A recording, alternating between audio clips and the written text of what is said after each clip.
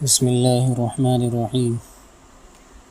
ایک بزرگ فرماتے ہیں، میں ایک مرتبہ طواف کر رہا تھا کہ میں نے ایک عورت کو دیکھا جس کے کاندھے پر ایک بچہ بہت کم سن بیٹھا ہے اور وہ یہ ندا کر رہی ہے، اے کریم اے کریم، تیرا گزرا ہوا زمانہ، یعنی کیسا موجب شکر ہے۔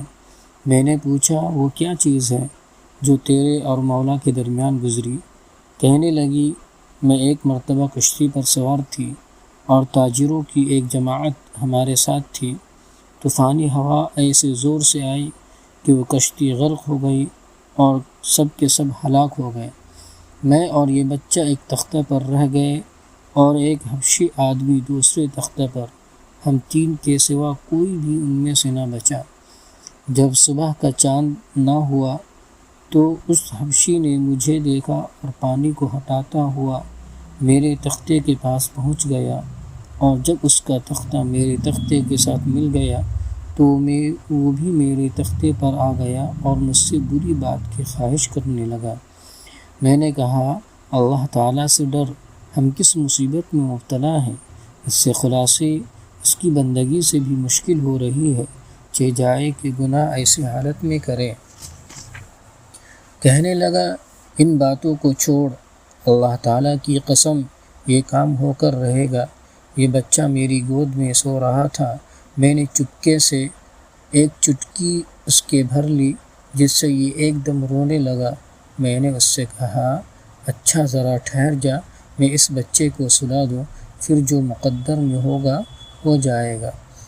اس حبشی نے اس بچے کی طرف ہاتھ بڑھا کر اس کو سمندر میں پھینک دیا۔ میں نے اللہ تعالیٰ سے عرض کیا، یا من یحول بین المرء وقلبہ، حل بینی وبین هذا الزنجی انک علی کل شیء قدیر۔ اے وہ پاک ذات جو آدمی کے اور اس کے دلی ارادے میں بھی حائل ہو جاتی ہے، میرے اور اس حبشی کے درمیان تو ہی اپنی طاقت اور قدرت سے جدائی کر، بے شک تو ہر چیز پر قادر ہے۔ اللہ تعالیٰ کی قسم، ان الفاظ کو پورا بھی نہ کرنے پائی تھی کہ سمندر سے ایک بہت بڑے جانور نے منہ کھولے ہوئے سر نکالا اور اس حبشی کا ایک لقمہ بنا کر سمندر میں گھس گیا، اور مجھے اللہ تعالیٰ نے محض اپنی طاقت اور قدرت سے اس حبشی سے بچایا۔ وہ ہر چیز پر قادر ہے، پاک ہے، اس کی بڑی شان ہے۔ اس کے بعد سمندر کی موجیں مجھے تھپیڑتی رہی، یہاں تک کہ وہ تختہ ایک جزیرے کے کنارے سے لگ گیا۔ میں وہاں اتر پڑی اور یہ سوچتی رہی کہ یہاں گھاس کھاتی رہوں گی، پانی پیتی رہوں گی، جب تک اللہ تعالیٰ کوئی سہولت کی صورت پیدا کرے۔ اسی کی مدد سے کوئی صورت ہو سکتی ہے۔ 4 دن مجھے اس جزیرے میں گزر گئے۔ 5ویں دن مجھے ایک بڑی کشتی سمندر میں چلتی ہوئی نظر آئی۔ میں نے ایک ٹیلے پہ چڑھ کر اس کشتی کی طرف اشارہ کیا اور کپڑا جو میرے اوپر تھا اس کو خوب ہلایا۔ اس میں سے 3 آدمی ایک چھوٹی سی ناؤ پر بیٹھ کر میرے پاس آئے۔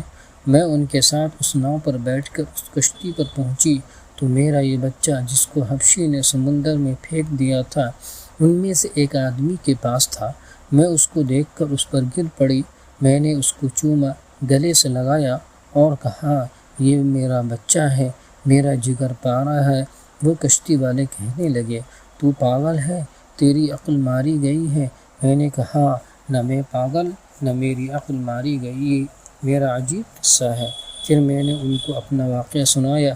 یہ ماجرا سن کر سب نے حیرت سے سر جھکا لیا اور کہنے لگے، تو نے بڑی حیرت کی بات سنائی، اور اب ہم تجھے ایسی ہی بات سنائیں جس سے تجھے تعجب ہوگا۔ ہم اس کشتی پہ بڑے لطف سے چل رہے تھے، ہوا موافق تھی، اتنے میں ایک جانور سمندر کے پانی کے اوپر آیا۔ اس کی پشت پر یہ بچہ تھا اور اس کے ساتھ ہی ایک غیبی آواز ہم نے سنی، اگر اس بچہ کو اس جانور کی پشت پر سے اٹھا کر اپنے ساتھ نہ لیا تو تمہاری کشتی ڈبو دی جائے گی۔ ہم میں سے ایک آدمی اٹھا اور اس بچے کو اس جانور کی پشت پر سے اٹھا لیا، اور وہ جانور پھر پانی کے اندر چلا گیا۔ تیرا واقعہ اور یہ واقعہ دونوں بڑی حیرت کے ہیں، اور اب ہم سب عہد کرتے ہیں کہ آج کے بعد سے اللہ تعالی ہمیں کبھی کسی گناہ پر نہ دیکھے گا۔ اس کے بعد ان سب نے توبہ کی۔